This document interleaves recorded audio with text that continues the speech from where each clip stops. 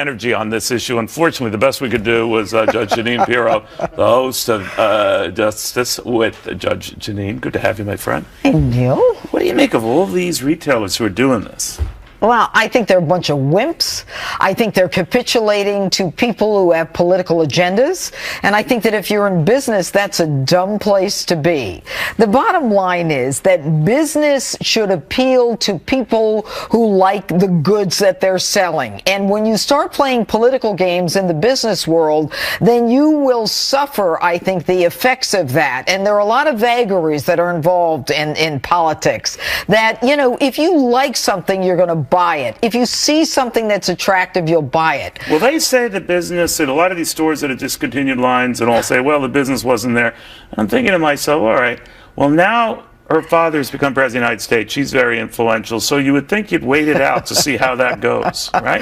Well, but in addition to waiting it out, what we do know, Neil, is that the Ivanka Trump brand has increased 21% from 2015 to 2016. And the one who started all this, Nordstrom's, you know, they actually ordered the spring line. So if it was so bad and sales were going down. So you think they were hearing from a lot of these types who said, no, I won't shop at Nordstrom if you have her line? Yeah, well, this hashtag Grab Your Wallet that was started ironically by a woman, Shanna Coulter, right before the election because she didn't like what Donald Trump said in that audio tape, you know, a supposed feminist. And when you think about it, Neil, it makes no sense. How dare you claim to be a feminist, try to take down an accomplished professional woman based upon her dad? How could you take down a woman who stands for everything that you supposedly, you know, well, because that woman is the daughter of him, and they hate him, right? Well, but here's what I don't understand: why would the store cave? If I would imagine that a lot of very rich folks who shop, for example, at Nordstrom, are Republicans. Yeah, right?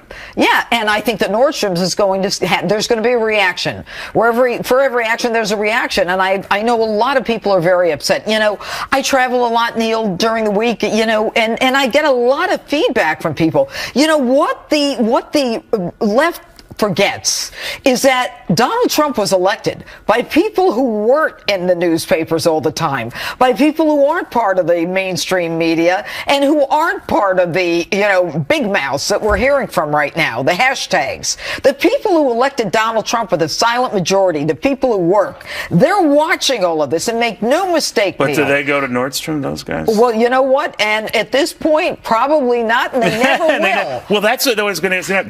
Does it boomerang? In other words, does it hurt these retailers? Because people are saying, boy, what you're doing doesn't seem fair or right. Well, yeah, it does. Yeah. And then, you know, for those stores that boomeranged and went, you know, and we're next, it's not based on sales. It's based on politics. You cannot mix politics and business. And this country, I don't know where we are right now, but it's not a good place. And more importantly, my issue was the woman thing and the fact that how dare you call yourself a feminist and take this woman down?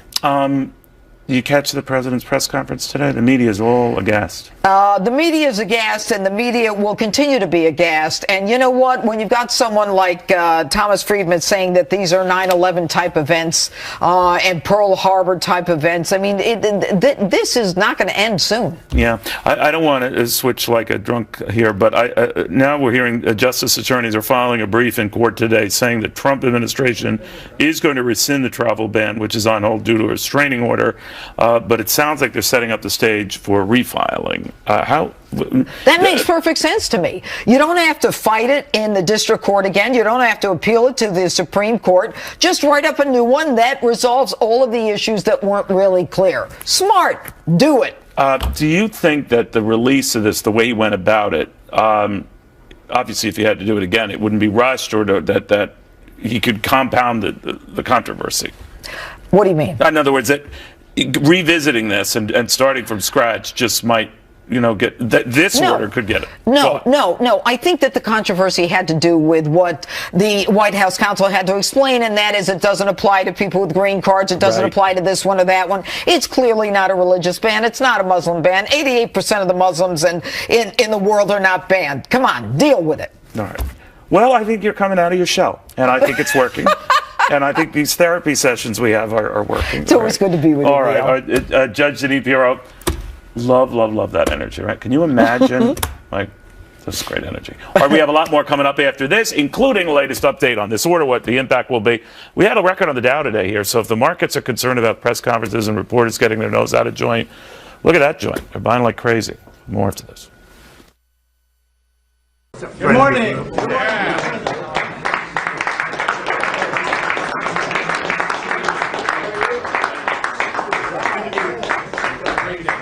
Hello, everybody. What a nice group. Very good. Come on, that's what we like. Let me grab that for you. Oh, thank you. That chair is very, very, very heavy.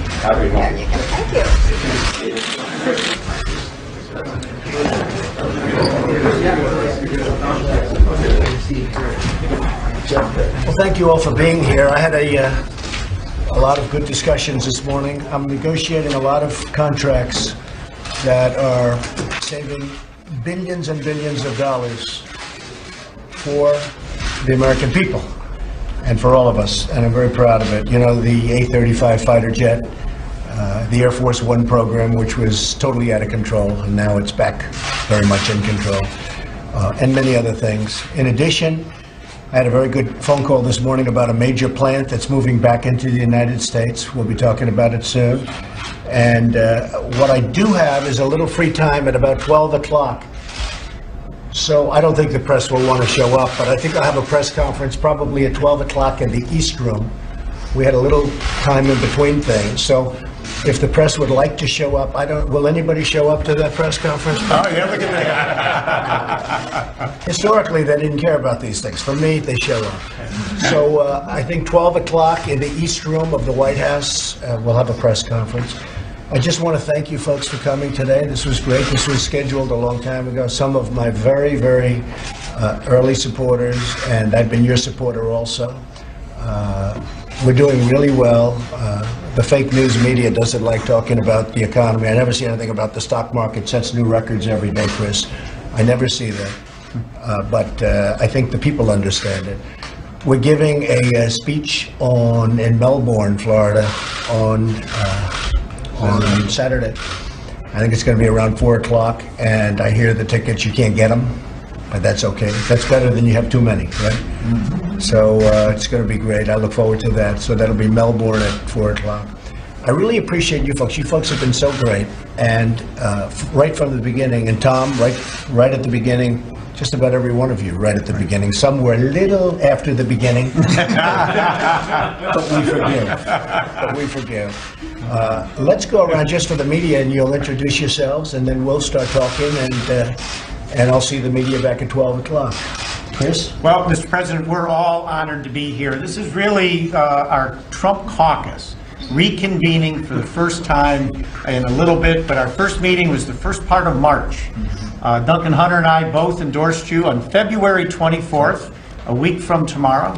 So it's the one-year anniversary, but this is the Trump caucus reconvening, and we're just so honored you're taking time out of your busy schedule to be with us. Well, these are real friends. Western New York. Thank you. That's right. Hey, Duncan Hunter, Mr. President. And I didn't see you back there. Very good to see you, sir. Okay. From San Diego, California. Kevin Kramer from North Dakota. Bill Schuster, Western Pennsylvania, and Chairman of the Transportation Committee. That's right. So looking forward to I'm going to give you some money for transportation. That's good. Blue Boy Leather, Hazleton, Pennsylvania. So like good territory. Mr. President, Tom Reed, it's a pleasure to travel with you to Florida. That's right. Congratulations. Thank you. President Tom Moran from Waynesboro, Pennsylvania, and please indulge me 30 seconds. I have something for you. Something for you to sign, I think he means. I think this is good. Beware members of This is a Congress. portrait by an engineer, a gentleman, Joe Papalea, who, 60-some years old, never voted, never registered. He registered for you and voted for you. Wow. And he asked me to give this to you. There's a nice letter there. I'm sorry, Mr. Vice President, but that's that. I'll set this over here. That's beautiful. Thank you. He's quite a He's a talented guy. I can see that. names in there. And then I have Nice. the chairman and CEO of Little League World Series Baseball, That's Steve good. Keener. Right. And Mr. Vice President, I kind of figured that you would be here as well. So this is from the New York team last year that was in the World Series. Good. That's for you. And this is a jersey an original jersey of the New York team in the World Series last year, and this is for you as well. Well, thank you very much.